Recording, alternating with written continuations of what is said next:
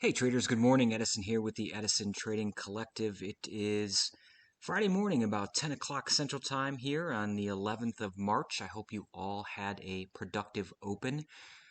Things are kind of choppy for me today. In contrast to what I thought was a really clean day yesterday. We didn't have total alignment today on Tesla or the market, and it really showed. Further, it's Friday, so options tend to get a little bit more tricky as we head into expiry for the week. So certainly that didn't help my cause either today.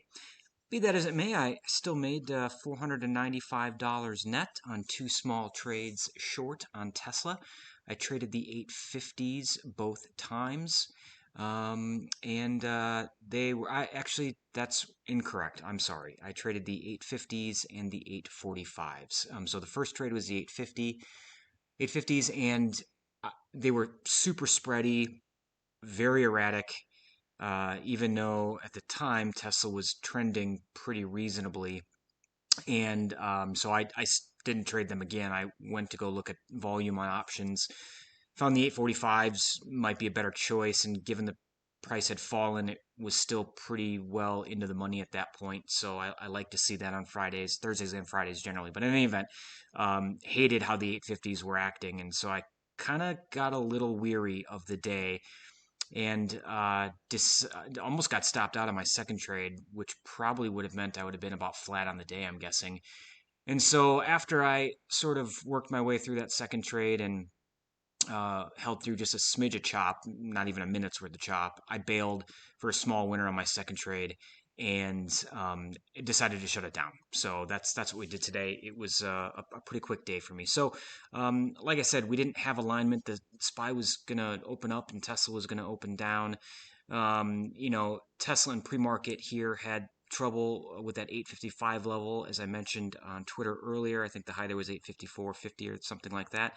And then it slowly started to bleed down below the cloud. So I was short biased. Didn't have a ton of conviction, but I was still short biased, and ended up taking a short scalp here on the 833 candle as it started to break sort of that 2-minute opening range, and I was going to hunt lows.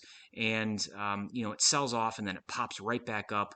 Ended up getting out here on the 834 candle for a small winner, I think 295 or something like that, maybe 300 and something on three contracts. So it was just over 300 because I recall thinking to myself I got just about $1 contract per on that trade. So, and then I ended up hopping back in as the 835 candle broke the 834 candle.